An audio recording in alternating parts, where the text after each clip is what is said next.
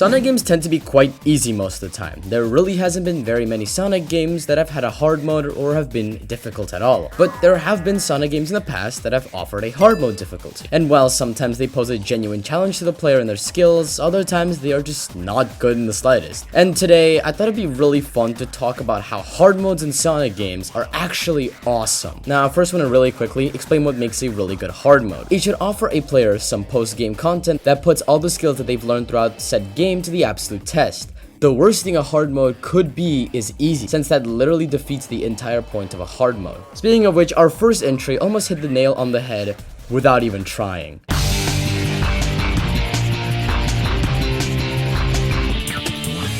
Sonic Adventure 2. I freaking love that game. Sure, it may have some problems, but I literally made a 3-part series on how every gameplay style is genuinely baller. Because they are. But today we're throwing that love for the game away because I'm judging SA2 strictly on its hard mode difficulty. Each level in SA2 has 4 missions to go along with that said regular level. And the 4th and last mission is the one that I want to focus on today. It's quite literally known as the hard mode. What it does is slightly change up the level design and add more enemies and obstacles, which is something that you'll see in a bit, something that a lot of future entries do. The level design changes are definitely very present here. The ramps in City Escape, for example, are now placed in different locations, and now there's a lot more difficult obstacles. The difference here being that a lot of the obstacles are placed at least with some thought in mind on how to make the level more difficult.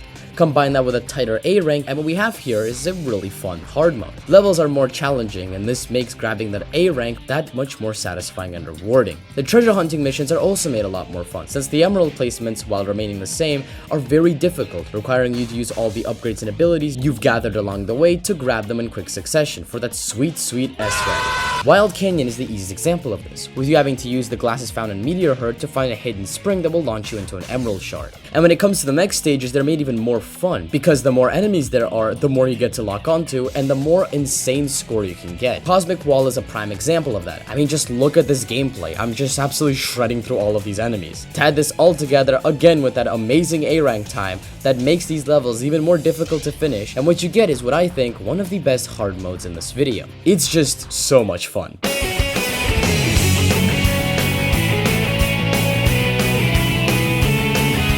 Sonic Heroes. Now, I don't really need to say my opinions on Heroes because you all know exactly what I think about this game. It sucks! But I'm not here to hate on it today. I'm here to purely judge it on its super hard mode. Now, yes, there is a challenge mode, but I'm not going to be talking about it here since it is literally a get to the end of the level within a certain time period type situation. Knuckles, are you okay there? And that's about it. So super hard mode, you just play all the levels back to back, which doesn't sound too bad until you realize, oh wait, it's just all the levels back to back with enemies and spikes slapped everywhere. And because of the amount of enemies you have to defeat in order to progress, the levels get ridiculously long. Like, why did Seaside Hill take me 8 minutes to beat? Not only does it not put any of the things that you learned to the test, but it also fundamentally fails on every level as a hard mode. Genuinely, this isn't me hating on Sonic Heroes because even as a hard mode, it just is not good and doesn't offer a worthwhile challenge post-game. It's also like really easy. For a super hard mode, it just isn't difficult at all. And most of the times that I was dying wasn't me not knowing how to play, it was the game literally not functioning. And yes, I got it all on camera, so I'm not accused of a stupid skill issue argument. Don't get it twisted, I'm not hating it just because it's Sonic Heroes. Like, grab any level in the game you want. I'm gonna use Seaside Hill as the example because that's the level that was imprinted into my brain the most out of playing any of the levels in super hard mode. You take that level, you make it longer by adding the Team Dark sections, slap a bunch of enemies that you have to destroy in order to progress, and boom, there you go. That's a super hard mission. Literally every single level in this game is structured that way. You either A, have to defeat a crud ton of enemies, B, have a gimmick that slows you down, or C, places a shit ton of spikes everywhere where you have to very carefully traverse through the level in order to not get hit, because the enemies and the spikes are placed in such inconsiderate locations that the challenge is almost non-existent. It's just not a good hard mode, and like I said before, it's fundamentally a bad hard mode. You can brute force your way through these challenges the same way you can brute force your way through base Sonic Heroes. What's even worse is the level design is almost identical, so you already know how to beat these levels in the first place. Sure, you might have a section from Team Dark while playing as Team Sonic, but you've already still played that same level design. It doesn't matter if you're just a different team. And the nail in the coffin is that there isn't even a ranking system here. Not after individual levels, nor after you finish the entire playthrough. All you get is this stupid screen saying, "Thanks for playing." Yeah, screw you, Sonic Team. I do not want to play this this ever again. So yeah, I don't have anything else to say about this hard mode because it barely even is a hard mode. Our next game though, well, it's kind of a step up.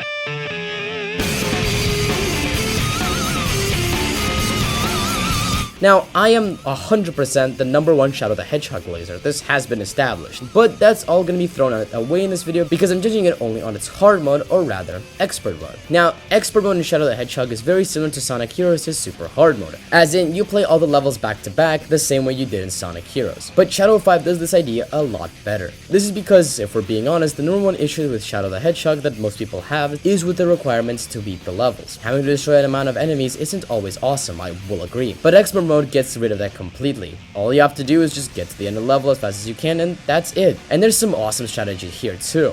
You can brute force your way through the level, or you can kill a bunch of enemies, charge up your Chaos Dash, and blast your way to the end of the level much faster. The level design is also slightly altered, but otherwise, that's about it. Like when playing Westopolis, sure, I noticed a couple of differences, but overall it was all pretty much the same. While not necessarily a true hard one, and arguably even easier than the base game, it does fix the game for a lot of people, since again, you don't have any objectives to complete each level. But if we were to look at this specifically as a hard mode, which is the whole point of this video, it's actually pretty bad, honestly. It doesn't offer any harder post-game content, and like I said, the level design changes are most of the time almost non-existent. Like sure, every now and again there is gonna be levels like Circus Park, which does have very tangible level design differences that makes the level quite difficult. But overall, most of the levels are the same. There's only about 3 levels total that have really big changes in their level design, and that's about it. And when there's 23 levels of the game, it's kind of disappointing to see that there weren't more changes to make the levels more difficult. And since you've already played through all these levels at least twice, you already know how to beat them quicker and more efficiently. And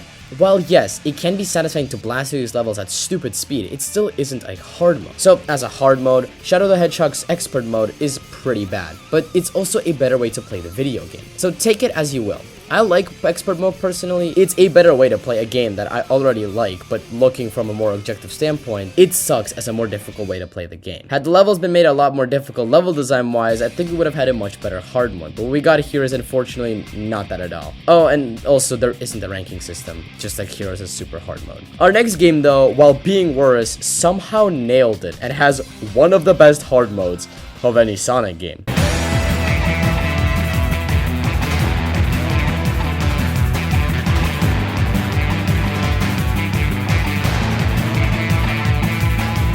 Sonic the Hedgehog 2006. Man, Sonic 06. Now, I could get into the yada yada yada, game sucks because it was rushed, but we all know this and we're all tired of hearing it at this point, so let's immediately move on to the topic of today's video. Now, for some reason, instead of working on the game to make it more polished, the game devs instead made hard missions for every stage in the game. And most of the time, they aren't very different from the actual stage. The devs just sort of slapped in a couple of extra enemies and a crud ton of spikes and called it a day. Out of all the games I'll be talking about today, this one has one of the worst hard mode difficulties, only maybe tying itself up with Sonic Heroes. And by far, the thing that pisses me off is the fact that these levels even exist. The time it went into creating hard mode variants of all of the levels of the game could have gone into making the game actually playable. So it's really unfortunate what happened. Not only does it fundamentally fail as a hard mode by not offering a truly more difficult mode to the game, but it also took away valuable time that could have led to a better Sonic 06. But our story with this game does not end here, because Sonic 06 has a very hard mode. Through paid DLC, of course. Sega was genuinely so much worse back then. They had the audacity to release Sonic 06 and then charge extra for DLC. But is that DLC any good?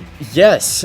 Actually, absolutely yes. I'd say that these should have been the normal hard mode missions, because ignoring the state 06 is actually in, these levels are some solid hard mode levels. And in fact, they're probably some of my favorites of any Sonic game. First off, some characters go through parts they never did in their regular levels, such as Shadow being in the snowboarding section that only Sonic went through. Moreover, Amigo characters now show up in sections or even whole levels they've never been in before, like Omega popping up in White Acropolis. I guess I really like that level. Now, is there still a lot of spikes and really dumb enemy placements for no reason? Oh, absolutely. But this feels so much better because the level design feels a little more unique to the levels you play regularly. I mean, heck, Sonic's Wave Ocean on very hard mode feels like an almost completely separate level. The best part about these levels is they do put your skills to the test. You have to put everything you learned in Sonic 06 to figure out how to beat these levels, using the long homing attack or any other trick you've learned throughout the game, and maybe just maybe, there is some real fun to be had here. I genuinely recommend this for all of you to try out, because dare I say it, I had some actual fun with this game. And thanks to the return of the ranking system, very hard mode becomes a lot more fun than people give it credit for. As a hard mode, Sonic 06's very hard mode is really damn good, while its regular hard mode just sucks. But hey, at least it has a ranking system, so I guess bonus points for that. But hey, this game just sucks overall, so let's move on to our next game, which is genuinely so peak.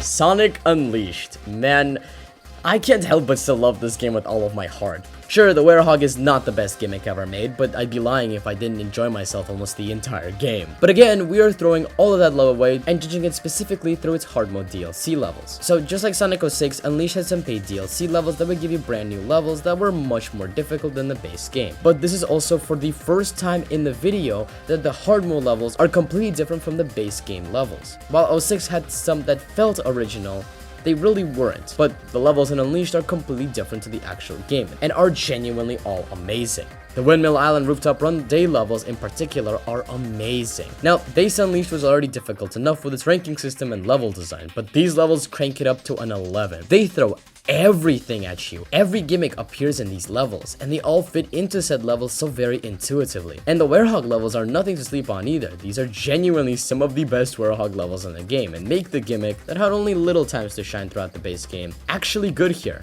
Now, while I like the Hedgehog, I'm not a massive defender of the gimmick. I just think it's alright and nothing else. But in these levels, the gimmick becomes significantly more fun and enjoyable. Again, Rooftop Run is the GOAT, but don't sleep on any other stages because they almost all slap. Y'all should 100% try it out. That being said though, this is by far the best hard mode yet. It's post-game content that puts all the skills you've learned to the absolute test and then some. And that ranking system is just as brutal as before. So yeah, Sonic Unleashed, you still rock. And so does our next game.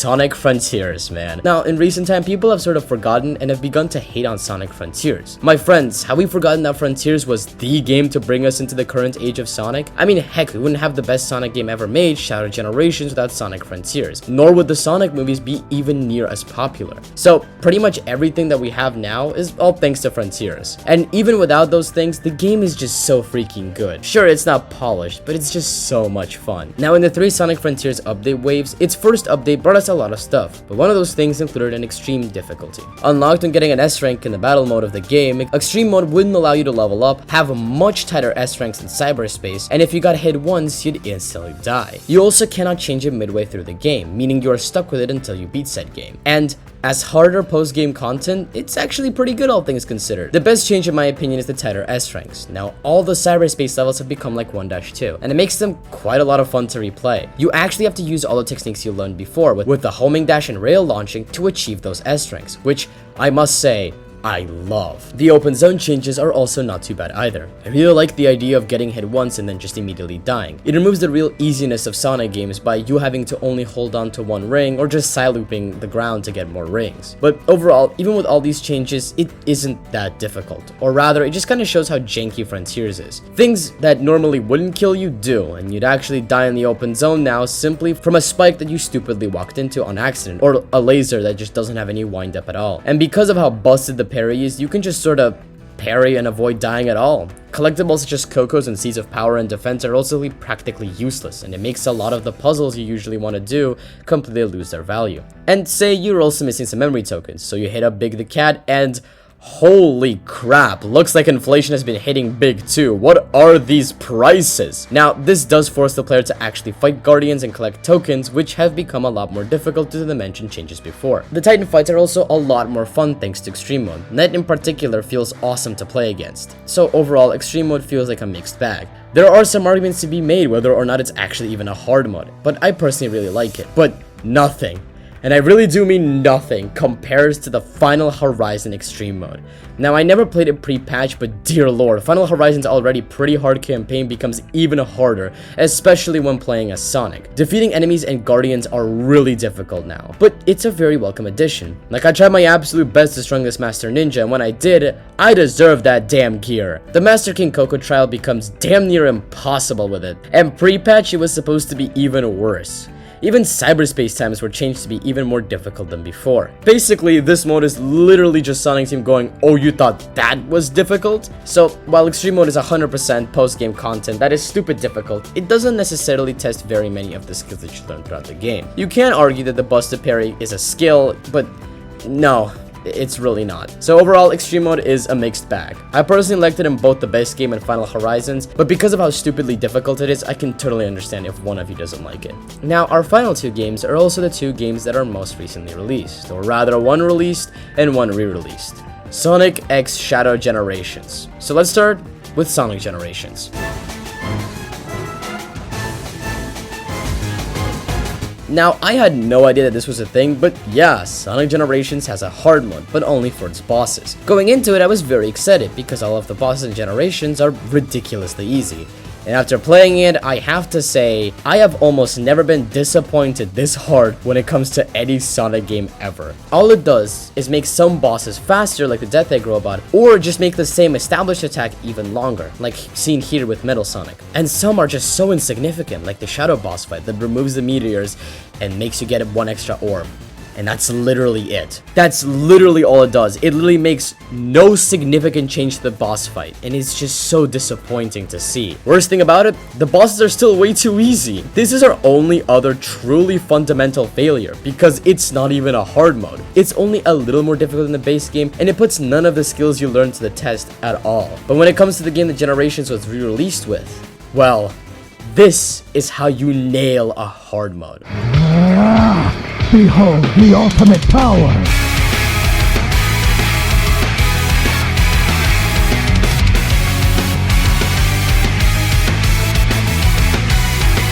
Shadow Generations has quickly become my favorite Sonic game, and now that it's been almost 2 months since launch, I hope I won't get any comments saying it's a honeymoon phase, because no, this is genuinely my favorite Sonic game. And after you beat Shadow Generations, in this little area, you can now see a little black moon, and when interacting with it, the real black moon activates the Doom Zone, which creates harder open zone challenges, harder level challenges, and harder bosses. So let's talk about all three. The open zone challenges were difficult enough on their own, but holy crap, they've been cranked up to an insane amount. Now instead of collecting 100 rings, you collect 200. And do not even talk about those little clock missions. Those are so insanely difficult, it's crazy. I did not expect it to be this challenging, but it was such a pleasant surprise. But apart from that, there isn't too much to say about them. They're really good, but they don't have a lot of depth to them. The level challenges though, well, that's a whole separate case. I want to talk about two in specific because those two are by far my favorites. The 2D Kingdom Valley one and the 3D Sunset Heights one. The 2D level entails you having to move quickly to avoid pillars that will crush you, and oh my god, this level is difficult. Don't hold the slide for long enough, dead. Don't jump up this wall fast enough, dead. Jump at the wrong time, dead. And then there's this section at the end where they put spikes everywhere. And these spikes aren't just thrown everywhere like in Sonic Heroes or Sonic 06. No, there's some real thought placed into where and how these spikes move to make the level even more difficult than it is. And getting that S rank is one of the most satisfying things in this game. But if you want to talk about spikes, let's talk about this one Sunset Heights challenge. This is my favorite hard mode challenge in the game. It is so good. And I've even begun optimizing my runs on this level to get better times. It's just this much fun. There's just such amazing thought into this level. And let me explain why. Let's check out this beginning section. You could go slowly to avoid these spikes, but that won't waste too much time. Going to the right, you could grab these two clogs, but that is a little more risky because of the way the spikes are moving. So I personally always take the left, which nails you a ring that could save you if need be. Then you have this section where you go from geyser to geyser without being hit at the spikes at the top. The most optimal thing here to do is boost when you're out of the animation that brings you up to the top of the water, because it's much faster and saves you time. But that also comes with a cost, because you could air boost in the wrong direction and get thrown all the way back down and lose your S rank time. Once you get up, a regular player may just wait until Shadow drops down and carefully platform around. But what you could do is quickly home into this one enemy and then air boost and quickly stomp into the button that takes you up higher. Then you can air boost again into a couple of hoops, resetting your jumps and boost again, and allowing you to air boost and jump into the tunnel, bypassing these spikes completely. Then jump to avoid these spikes, and then use your second jump to get into the next hoop ring. Now already a lot of thought is put into this level to get through these sections quickly and without being hurt. But next comes one of my favorite skips in this challenge. You can double jump immediately when exiting the hoop ring and bypass this entire section, where you would usually wait for the spikes to turn around to get into the geyser correctly. Then you could just avoid a couple more spikes, grab a time clock here, and make it to my next favorite skip. You can again wait until you get to the end, then try and avoid all the robot attacks, or you could conserve your air boost and jump again, but then skip this entire waiting section. Time that last jump correctly, and then boom, you finish that level. Look at how much I yapped about this one level, and then take into consideration that every hard mode challenge in Shadow Generations is like this. Yeah, I quite like this hard mode if you couldn't tell. But the last and final section we need to talk about are the boss fights. The base gens did barely anything to change the boss fights, while here, they kicked it up like 6 notches. The Bio-Lizard starts out with no rings at all, and an extended section where it tries to eat you. The dark energy orbs it shoots out are larger and much faster, and you have to very carefully avoid them because you cannot get hit or you immediately die. And if you're a little bit late when it comes to the attacking, you won't be able to move on to the next section of the boss fight. Now, its tendrils don't even get stuck on its first try. They only do have to click 3 attacks that you must avoid, and the energy it sends out when attacking is also much faster. But the game isn't ready to make you rage just yet, so when attacking you actually get some rings back. And in its final phase, it's pretty much the same as the final game. I am not gonna lie, I had some actual trouble with this boss fight at first. You have to be pretty much perfect for most of the run in order to survive, and then some to achieve an S rank. Now, I want to leave Metal Overlord for last because I will have genuinely so much to say about him that I'll get to him in a second. Mephiles is probably the easiest of them all, but that does not mean he's easy. For starters, you have no rings at all, and there's no way to get any rings throughout this boss fight at all, meaning you cannot get hurt and have to play perfectly. Mephiles' attacks are much faster, and the Doom Morph section is much more difficult. Combined with a much more aggressive and bulkier version of this form, as well as his minions popping up everywhere and being also much faster, this boss fight is made only better, even though it's the easiest of the bosses. Alright, now there is a reason why I left Metal Overlord for last. This boss has one of the most satisfying and the most difficult S ranks in Sonic boss history. For starters, there is a lot more obstacles in the fight, and getting onto the ramps to do extra damage is extremely difficult, since there's no hoop rings to balance you out. The amount of missiles Bro sends out is a little ridiculous, but what makes this boss fight my favorite on hard mode is you have to do everything perfectly. You cannot miss a single missile, a single ramp, nothing at all in order to get that S rank. Combine that with Chaos speedering in order to unlock some of the ramps, and what you get is perhaps the most satisfying and grueling S rank of any boss in Sonic history, and I love it. There are so many more phases, there are so many more attacks, and even such simple things like this thing that Metal Overlord sends out, you have to hit back 5 times and they get faster instead of the 3 times you had in base game. It is so much fun and is much better than any of the other bosses in this game. This is 100% my favorite Sonic boss fight, on hard mode specifically anyway. And that about wraps it up for the hard modes in Sonic games. I yapped for a lot more than I thought I would, but man, I love hard modes in Sonic games. While there have been some failures, more often than not, these difficult post-game contents in Sonic are truly amazing, and as we saw in Shadow Generations, should not be stopping anytime soon. If that game is anything to go by, the next Sonic game should have a hard mode that might be even greater than this one. So thank you all so much for watching this video. I hope you enjoyed it. Have a wonderful day wherever you are in the world, and I'll see you all next time. Ciao.